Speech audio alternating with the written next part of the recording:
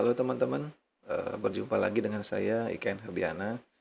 Di sini saya akan share satu buah materi. Ini adalah sebuah materi nanti penting bagi teman-teman. Jadi ketika membuat sebuah sistem informasi ataupun aplikasi. Nah, yang saya akan share di sini adalah bagaimana pentingnya sebuah database atau basis data dalam sebuah sistem informasi ataupun dalam sebuah aplikasi yang nanti teman-teman buat, sehingga nanti aplikasi yang teman-teman buat akan sangat lebih berguna sehingga nanti bisa menampilkan informasi sesuai dengan yang dibutuhkan. Nah, di sini yang pertama ya, saya akan bertanya di sini, kalau misalnya teman-teman pernah melihat aplikasi ataupun teman melihat sebuah sistem yang mungkin teman-teman berbelanja di swalayan misalkan, atau misalkan pernah ke bank, di sini kan sekarang ada sebuah aplikasi, misalkan aplikasi kasir gitu. Atau misalkan teman-teman ke perpustakaan biasanya dicatat dengan menggunakan komputer, teman-teman berkunjung, teman-teman meminjam buku atau mengembalikan buku, di sana biasanya akan dicatat dalam sebuah aplikasi komputer. Nah, kemudian misalkan dalam akademik, jadi teman-teman misalkan sekolah atau kuliah, nah, semua data teman-teman ketika teman-teman baru mendaftar, ketika teman-teman membayar sebuah uang kuliah, nanti teman-teman pasti semua terdata. Nah, lampu merah misalkan, teman-teman kalau misalnya pernah melihat lampu merah, nah, itu kan sebenarnya sederhana teman-teman. Jadi kalau misalkan ada dalam kurun waktu tertentu nanti akan ada lampu hijau hidup, lampu merah hidup, atau lampu kuning hidup. Nah, semua itu bisa diatur teman-teman. Nah, kalau misalkan kalau teman-teman hanya sekedar lihat, oh itu programnya gampang, hanya sekedar merubah dari waktu tertentu dia akan warna hijau gitu. Tapi kadang-kadang ada pengaturan teman-teman. Tidak semua lampu merah itu sama pengaturannya. Tidak semua waktu yang sama atau durasi yang sama gitu. Kadang-kadang juga sengaja lampu merah di dalam satu jalur itu dimatikan gitu. Jadi dia biar tidak bisa lewat ke sana. Nah, ini perlu sebuah sebuah penyimpanan, jadi penyimpanan pengaturan sehingga nanti eh, program itu nanti bisa berjalan sesuai dengan yang dibutuhkan gitu. Jadi ini dasar-dasarnya teman-teman. Jadi setiap aplikasi yang digunakan itu pasti nanti perlu sebuah media penyimpanan, baik itu menyimpan pengaturan dalam aplikasi tersebut maupun nanti menyimpan data yang diinputkan itu, yang diolah nanti. Nah, sebelum lanjut ke apa itu basis data, bagaimana struktur basis data itu, saya akan jelaskan sedikit tentang piramida manajemen data. Ada 4 bagian dari piramida ini. Yang pertama ada data, kemudian yang berikutnya ada informasi, yang berikutnya ada pengetahuan, ada namanya wisdom atau istilahnya kebijakan atau keputusan. Baik, langsung yang pertama saja. Nah, data itu adalah bentuknya jamak. Tunggal itu adalah datum namanya. Jadi kumpulan datum itu data. Apa itu data? Data atau datum adalah sebuah fakta yang mempresentasikan sesuatu. Ini adalah fakta bagaimana keadaan sebenarnya dari sesuatu itu. Jadi misalkan seperti ini. Teman-teman misalkan nanti akan membuat sebuah aplikasi atau program yang mencatat data penjualan di sebuah minimarket misalkan contohnya. Saya punya data bahwa nama barangnya adalah Rinso. Harganya adalah 13.000 misalkan. Stoknya adalah 15. Ini sebuah data. Ini sebuah data. Kemudian ada Pak Budi, dia seorang laki-laki, dia dari Denpasar. Dia ini adalah seorang pelanggan. Ini sebuah data gitu. Jadi memang fakta bagaimana keadaan sebenarnya, jadi bagaimana sebuah sesuatu itu dideskripsikan gitu. Nanti inilah sebuah data. Nah, dari data-data inilah nanti akan kita olah menggunakan yang namanya database. Database ini nanti adalah kumpulan dari data ini nanti terintegrasi, tersaring terrelasi, nanti kita dalam konsep database itu seperti ini gitu. Jadi data ini nanti kita akan olah menggunakan database. Manajemen sistem nanti namanya. Nah, dari data yang sudah tadi kita representasikan ini, dari data yang tunggal maupun jamak yang sudah kita representasikan, nanti ada namanya informasi teman-teman. Jadi informasi ini sekumpulan data atau fakta yang tadi sudah kita peroleh tadi, kita akan olah lagi sehingga nanti memberikan arti bagi penggunanya. Jadi bagi si user itu atau bagi yang menggunakan sebuah aplikasi tersebut. Contohnya begini. Dari data yang sudah saya catat tadi ada data barang, ada data pelanggan, ada data penjualan, ada data misalkan pembelian, ada data hutang atau piutang, semua itu nanti kita memperoleh sebuah informasi. Nah, misalkan adalah rata-rata penjualan hari ini berapa, kemudian barang yang paling sering terjual barang apa saja gitu. Berapa saya punya hutang bulan ini, bagaimana pendapatan saya bulan ini dibandingkan bulan sebelumnya, itu sebuah informasi. Jadi data yang sudah kita olah tadi, kita akan olah lagi menjadi sebuah informasi yang berguna bagi penerimanya. Nah, bagaimana cara mendapatkan informasi ini? Biasanya nanti kita akan pelajari dalam database, ada namanya sebuah query ya. Jadi dari data itu kita gunakan sebuah perintah untuk menampilkan informasi ini gitu. Nah, ini informasi teman-teman. Kemudian berikutnya ada namanya pengetahuan. Setelah informasi itu diolah lagi, ya, jadi kita mendapatkan sebuah ilmu teman-teman. Nah, ilmu yang kita dapatkan, contohnya misalnya seperti ini. Kasusnya masih sama tentang penjualan. Ketika orang membeli teh atau kopi, ternyata dia juga membeli gula. Nah, jadi ketika dia membeli kopi, biasanya tidak harus semua ya. Jadi misalkan dari 10 transaksi ternyata ada 7 transaksi di mana ketika membeli teh atau kopi, jadi konsumen itu membeli gula juga. Nah, ini sebuah pengetahuan baru. Oh, ternyata seperti itu ya polanya gitu. Ini sebuah pola. Atau ketika orang membeli bir, ternyata dia membeli kacang. Ya, jadi ketika orang membeli bir, dia bukannya membeli aqua, nah, tapi dia membeli kacang. Ini kan jenis-jenis yang berbeda. Kalau yang tadi mungkin masih sama, teh, gula itu kan masih sama untuk minuman gitu. Tetapi ini ketika membeli bir, minuman, ternyata dia membeli kacang. Ini sebuah pola pengetahuan baru yang kita dapatkan ketika kita mengolah informasi tersebut. Nah, untuk apakah nanti pengetahuan yang kita peroleh di sini? Nah, untuk apa nanti pengetahuan ini untuk wisdom ini. Jadi kita menentukan sebuah kebijakan pengambilan keputusan nanti. Nah, jadi kalau saya tahu bahwa ketika konsumen itu membeli gula, membeli teh atau kopi, ternyata dia membeli gula, apa yang kita lakukan? Kita bisa menempatkan eh, posisi gula itu berdekatan dengan posisi teh itu. Nah, posisi gula saya dekatkan dengan posisi teh dan kopi ini. Gitu. Atau ketika saya di sebelah saya menaruh bir, berarti sebelah saya taruh kacang. Saya tidak akan menaruh kacang ini jauh dari bir, tidak akan. Karena ini akan mempengaruhi konsumen gitu. Biasanya kalau dia sudah mencari bir, oh di sebelahnya ada kacang langsung beli. Jadi walaupun memang konsumennya tidak ingin membeli kacang, ternyata ketika sudah ada di sebelahnya, otomatis dia akan membeli gitu. Ini sebuah keputusan nanti yang kita akan ingin ambil gitu. Atau misalnya ketika stok dari gula itu sudah habis, sementara stok tehnya itu masih banyak, ini harus disesuaikan. Tidak boleh nanti ada satu stok yang barang terkait ini, nanti ada satu stok yang banyak, stok yang kurang, tidak boleh seperti itu.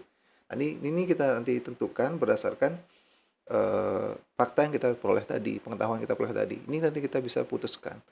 Nah, jadi kalau misalnya teman-teman sudah menerapkan ini nanti, otomatis nanti tidak hanya memberikan pengetahuan saja, tetapi nanti akan memberikan keuntungan lebih banyak gitu dari sebuah aplikasi itu. Gitu.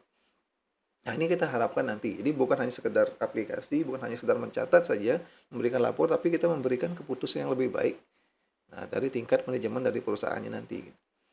Nah, itu pentingnya jadi alur sebuah data itu bagaimana dari sebuah data fakta itu menjadi sebuah pengetahuan dan nanti kita bisa menentukan keputusan apa yang kita lakukan gitu. Nah, sekarang ke database-nya gitu. Jadi teman-teman sudah tahu nanti pentingnya sebuah database. Apa sih database itu ya? Apa sih basis data itu? Nah, kalau saya artikan secara singkat, jadi basis data atau database itu adalah kumpulan data yang dikelompokkan dalam satu atau lebih tabel yang saling berkaitan. Ada 3 poin di sini. Kumpulan data. Jadi ada banyak data yang di sini diolah, bukan hanya satu data tentang data mahasiswa, tentang data barang, tentang data supplier, tapi sekumpulan data. Nah, yang nanti disimpan dalam bentuk tabel gitu. Biasanya data itu tidak akan jadi satu. Sama seperti misalkan teman-teman mencatatnya dalam buku misalkan ya. Mungkin di dalam data barang saya bedakan. Data barang saya bedakan. Data pelanggan saya bedakan tempat mencatatnya. Nah, inilah dalam pengelompokan datanya ini kita dalam bentuk nanti istilahnya adalah tabel gitu. Nah, kenapa berkaitan? Misalkan data pelanggan dengan data barang, itu pasti berkaitan. Kalau orang yang beli berarti pelanggan yang beli gitu. Terkait dengan data penjualan. Jadi antara data barang, penjualan dan barang dan pelanggan itu saling berkaitan. Atau ketika kita melakukan proses pembelian, data supplier, kemudian data barang dan data pembelian itu saling berkaitan. Hutang saling berkaitan dengan ketika kita melakukan penjualan. Piutang berkaitan dengan kita melakukan pembelian. Jadi semuanya saling terkait gitu. Nah, jadi ini adalah keterkaitan antara data itu kemudian disimpan dalam sebuah tabel. Ini singkatnya. Nah, kemudian seberapa penting nanti database-nya itu gitu. Ya, ini sekali lagi saya bandingkan kalau misalkan teman-teman menggunakan yang konvensional dengan menggunakan sebuah aplikasi yang ada database-nya gitu. Kita lebih mudah mengelompokkan data, teman-teman. Jadi di dalam kalau kita membuat kita mengolah di dalam sebuah basis data atau database, nanti semuanya kita kelompokkan. Jadi lebih mudah mengelompokkan data. Misalkan dari data barang saja kita bisa kelompokkan lagi. Per jenis kita bisa kelompokkan. Stok yang rendah kita bisa kelompokkan. Barang yang jarang dibeli bisa kita kelompokkan dengan lebih mudah daripada kita mencatatnya sebuah buku gitu. Kita mencarinya satu persatu. Mencegah data yang ganda. Nanti tentunya ketika kita merancang sebuah data, ada beberapa data yang tidak boleh sama misalkan. Kode barang misalnya tidak boleh sama. Kalau misalnya teman-teman menyimpan KTP, NIK KTP tidak boleh sama. Nah, sedangkan kalau misalnya kita catat manual, itu bisa saja sama gitu. Tentunya karena sudah sudah tidak ada yang sama, sudah dikelompokkan, tentunya kita lebih mudah nanti mengolah nanti. Gitu. Ya, kualitas data ini adalah sebuah data itu nanti benar-benar kita menentukan bagaimana kualitas data itu sendiri gitu. Jadi ada antara data yang mana nanti kita akan simpan. Kalau misalkan nanti karena tidak ada gandanya, jadi kita nanti simpan data itu berupa poinnya saja. Jadi data yang penting saja gitu. Jadi kita representasikan data itu seminimal mungkin sehingga nanti akan lebih berguna gitu ya. Nah, ketika misalkan aplikasi yang tanpa database dengan database itu tentu kinerjanya lebih bagus yang ada database-nya gitu. Kita bisa menyimpan pengaturan-pengaturan itu seperti yang tadi saya contohkan lampu merah itu.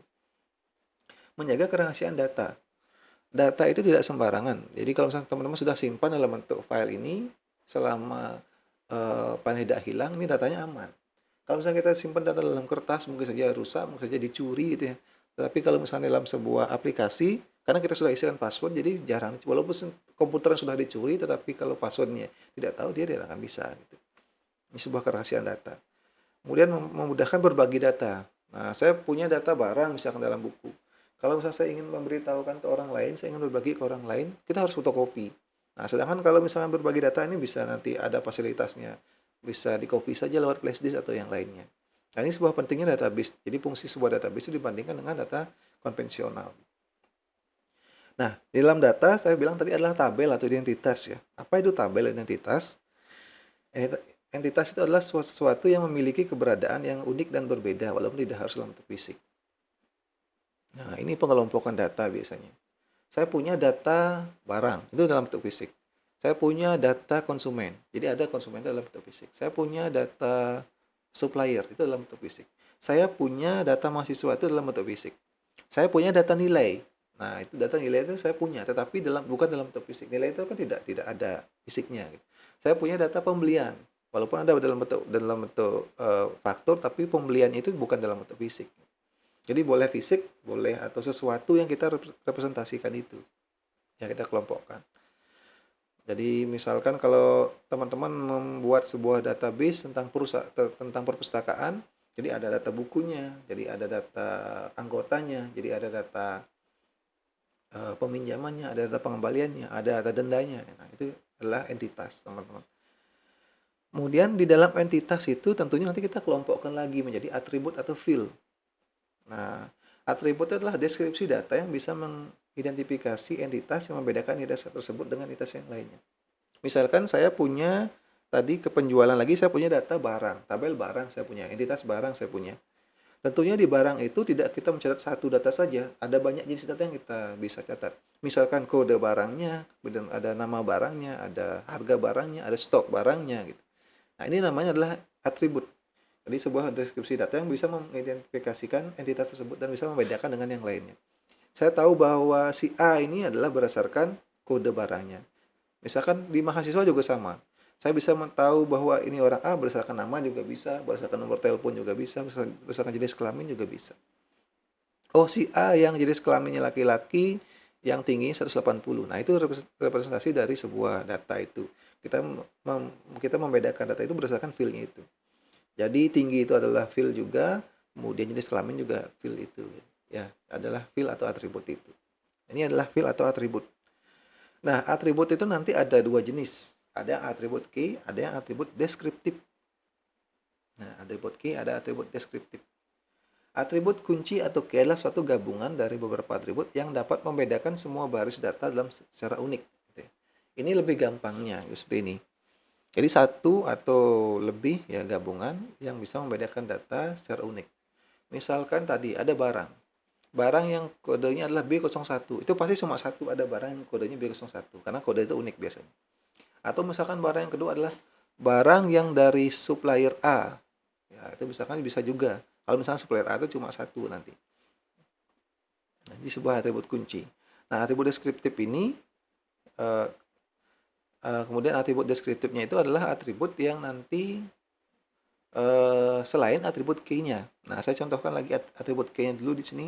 Jenisnya ada 3 gitu. Super key adalah merupakan satu atau lebih field atau atribut yang dapat membedakan setiap baris data dalam tabel secara unik. Bisa terjadi jika satu kumpulan atribut itu bersifat seperti itu pada sebuah tabel. Nah, ada super key, ada candidate key, ada primary key. Ya. Nah, kalau misalkan super key ini sama, jadi gabungan antara satu atau lebih ya di sini, yang bisa nanti membedakan satu data dengan data yang lainnya. Nah, di sini misalkan seperti yang saya bilang tadi, kalau misalkan saya membedakan antara mahasiswa gitu, ada mahasiswa. Kalau misalnya kita tidak tahu NIM-nya itu kan jarang kita tahu NIM mahasiswa itu. Kalau misalnya kita sudah tahu NIM-nya itu berarti sudah tahu bahwa ini mahasiswa ini. Tetapi kita biasanya sering tahu berdasarkan jenis kelamin atau misalkan jenis kelaminnya, kemudian tingginya dan warna rambut gitu misalkan ya. Jadi kalau misalnya saya membedakan orang ini bahwa orang yang ini adalah yang jenis kelaminnya ini ya, yang jenis kelaminnya laki-laki, kemudian yang warna rambutnya merah dan tinggi 180. Inilah super key namanya. Jadi untuk bisa membedakan setiap baris itu jadi tabel yang unik. Nah, bisa sekumpulan atribut gitu. Orang yang jenis kelamin ini yang tinggi sekian gitu. Atau misalkan orang yang misalkan di sini berat badannya sekian atau orang warna kulitnya adalah ini. Nah, itu adalah atribut super key. Nah, deskripsi yang lainnya misalkan alamatnya gitu. Alamatnya misalkan ada misalkan nomor teleponnya gitu, ada kotanya gitu ya. Jadi beberapa gabungan yang bisa membedakan gitu. Nah, tentunya kalau misalkan datanya sedikit dengan data yang banyak, ini nanti akan bedanya jauh sekali, teman-teman. Jadi kalau misalnya datanya sedikit, mungkin kita berdasarkan jenis kelamin saja. Betul misalnya jenis kelamin yang laki-laki cuma satu, berarti yang orang yang jenis kelamin laki-laki pasti mengacu kepada orang tersebut. Gitu. Tapi kalau datanya banyak, jenis kelamin ada banyak, tentunya kita perlukan nanti kandidat K-nya ini. Nah, perlu kandidat K-nya ini. Kalau misalnya tadi orang yang tinggi 180 cm, kebetulan cuma 2 orang harus 1 orang yang mempunyai tinggi badan 180, otomatis kita bisa menentukan bahwa mengarah bahwa orang si A ini. Gitu. Tetapi kalau nanti datanya banyak ada 10 nanti orang yang mempunyai tinggi badan 180, otomatis ini adalah tidak bisa kita menggunakan yang tadi key-nya. Kita perlu kandidat key sekarang membedakan setiap baris itu. Jadi tabel yang unik ya. Atribut minimalnya di sini. Nah, di sini misalkan adalah nomor HP, ya, nomor telepon sebagai kandidatnya. Atau misalnya kita menggunakan alamat rumah gitu. Kita bisa menggunakan sebagai kandidat key-nya. Tetapi dari kandidat key ini yang paling utama nanti adalah kita menggunakan adalah sebagai primary key istilahnya. Yang benar-benar unik tidak akan sama di masa mendatang. Nah, ini bedanya. Kalau super key lebih dari satu field tadi ya bisa membedakan. Yang penting bisa membedakan antara satu data dengan data yang lainnya gitu. Nah, sekarang kalau kandidat ini satu terlebih juga, tetapi yang bisa membedakan memang benar-benar membedakan antara satu yang lainnya lebih ke sifatnya lebih unik gitu ya, lebih unik di sini. Misalkan contoh tadi adalah nomor telepon. Nomor telepon tadi kan jarang biasanya sama, satu orang dengan orang lain sama. Alamat rumah pun jarang sama, karena setiap rumah beda-beda alamatnya. Tetapi kalau kita pikirkan lagi ke depannya, nomor HP kadang-kadang bisa hilang. Ya, HP kadang-kadang bisa hilang gitu ya. HP kadang-kadang bisa hilang. Nah, kalau misalkan sekarang misalkan nomor HP si A, tapi kalau misalkan nanti HP-nya hilang, jadi malah orang si B yang menggunakan nomor HP tersebut. Jadi nomor HP tidak bisa digunakan sebagai primary key nanti. Nah, kita bisa menggunakan hanya yang paling cocok menggunakan primary key adalah NIM-nya nanti dari mahasiswa itu sendiri gitu di sini. Di primary key yang kita gunakan adalah NIM. Nah, jadi di sini yang paling unik. Jadi sampai tahun ajaran berikutnya pun pasti NIM itu beda lagi. Tahun ajaran 2020 pasti NIM-nya diawali dengan 2020. Tahun ajaran 2021 berarti NIM itu akan diawali dengan 2021. Nah, atribut deskriptif tadi adalah atribut yang tidak menjadi atau tempat anggota dari primary key yang pada tabel di dalam database itu. Nah, ini kira-kira nanti. Nah, teman-teman, atribut deskriptifnya ini sisanya berarti. Selain yang tadi gitu ya. Jadi kalau misalnya nanti ada agama gitu, misalnya atribut deskriptifnya. Gitu.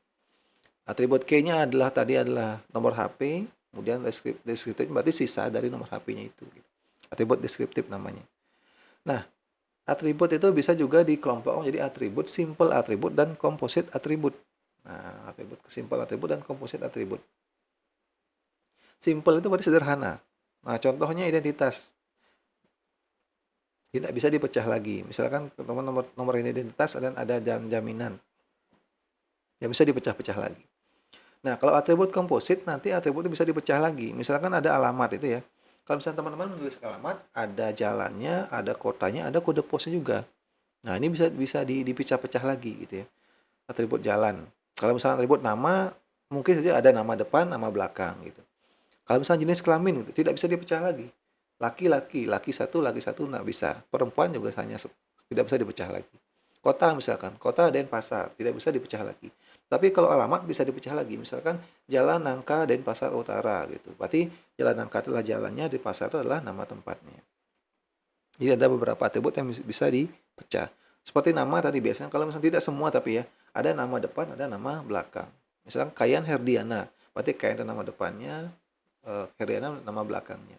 Di beberapa negara mungkin ada yang istilahnya nama keluarga, nama marganya juga bisa dibedakan. Jadi istilahnya beda antara simple atribut dengan komposit adalah kalau simple tidak bisa dipecah lagi, sederhana. Kalau komposit masih bisa dibagi-bagi lagi. Kita bisa memperoleh informasi lagi dari atribut itu. Kemudian ada single dan multiple valued atribut. Kalau single berarti hanya boleh diisi satu saja nilainya. Kalau misalkan atributnya banyak berarti banyak. Kalau nama pasti satu saja. Ya, kamu punya nama berapa? Satu pasti punya nama. Kamu punya jenis kelamin berapa? Nah, mungkin dua jenis kelaminnya pasti satu. Jenis kelaminnya antara laki-laki atau perempuan. Dan mungkin bernilai dua dia laki-laki dan perempuan. Nah, walaupun misalkan itu hasil operasi misalkan ya, tapi secara umum dia pasti ketika lahir ada laki-laki atau perempuan. Agama misalkan pasti punya satu agama. Ya, warna rambut misalkan apa gitu. Nah sekarang bernilai banyak itu apa? Bernilai banyak adalah hobi. Saya punya hobi misalkan 3, itu enggak masalah. Itu berarti atribut bernilai banyak. Tidak mungkin untuk kemungkinan jadi punya satu orang itu punya lebih dari satu hobi gitu ya. Nah, itu kira-kira nanti. Kemudian selain itu nanti juga seperti yang saya bilang tadi warna rambut bisa saja nanti banyak ya. Misalnya dia warna rambutnya adalah hitam dan kuning, dia disemir jadi 2 misalkan seperti itu. Nah, ini adalah contoh atribut bernilai tunggal dan bernilai banyak. Kalau tunggal berarti hanya boleh diisi satu saja. Kalau banyak berarti boleh diisi banyak. Ada mandatory non mandatory atribut. Nah, mandatory artinya atribut yang harus diisi nilai gitu. Jadi kadang sebuah atribut itu harus diisi. Kode barang harus diisi, nama harus diisi. Tinggi badan harus diisi. Makanan favorit itu misalkan boleh diisi enggak? Boleh tidak diisi, enggak masalah, ya. Jadi atribut yang bernilai 0 atau istilahnya non mandatory ini boleh diisi, boleh tidak. Jadi teman-teman bisa bedakan atribut yang mana yang memang penting dan harus diisi, atribut mana yang tidak harus diisi, ya. Kadang-kadang nomor handphone harus diisi, kadang-kadang di satu program nomor handphone tidak diisi. Tergantung nanti fungsinya datanya untuk apa gitu, teman-teman. Nah, di sini juga sesuaikan, ya. Atribut turunan. Nah, atribut turunan adalah atribut yang nilainya diperoleh dari pengolahan atau dapat diturunkan dari atribut lain. Hasil turunnya. Misalkan saya punya biasanya atribut turun ini adalah hasil pengolahan dari atribut komposit, salah satunya juga bisa. Tadi kan saya jelaskan atribut simple atribut, ada komposit atribut. Jadi kalau seperti yang tadi ya, saya balik lagi di sini. Simple atribut berarti atribut sederhana, tidak bisa diolah lagi. Tapi atribut komposit bisa diolah lagi. Nah, contohnya di sini. Saya punya atribut komposit misalkan adalah tanggal lahir, teman-teman. Saya punya atribut tanggal lahir. Itu atribut komposit. Dari atribut tanggal lahir ini kita bisa memperoleh umur. Nah, umur inilah atribut turunan. Dari atribut komposit saya bisa memperoleh bulan lahir. saya bisa mencari zodiaknya. Ini adalah atribut turun. Jadi zodiak dengan tanggal lahir dan zodiak itu adalah atribut turunan dari atribut komposit tanggal lahir itu gitu. Nah, ini kira-kira atribut turunan. Jadi atribut yang bisa diolah dari atribut lain. Atau contoh lainnya, saya beli barang 2, harga barangnya 1.000. Nah, atribut turunnya apa? Kita bisa memperoleh subtotalnya. Biasanya atribut turun ini tidak disimpan di database. Jadi ketika saya membeli barang, saya cuma menyimpan jumlah saya beli, kemudian harganya berapa. Nah, nanti dari program kita bisa ngolah. Jadi untuk mengolahnya kita kalikan saja antara jumlah barang dengan harga barang yang dibeli. Atribut turunan. Nah, itulah dasar-dasar dari database, kemudian pentingnya database. Nanti kita akan pertemuan berikutnya kita akan bahas bagaimana cara membuat database sehingga nanti teman-teman bisa di dalam program itu bisa menggunakan database menampilkan data, mengolah informasi yang kita inginkan gitu ya. Sampai sini kira-kira kalau ada yang ditanyakan silahkan nanti bertanya lewat komentar. Sampai berjumpa di pertemuan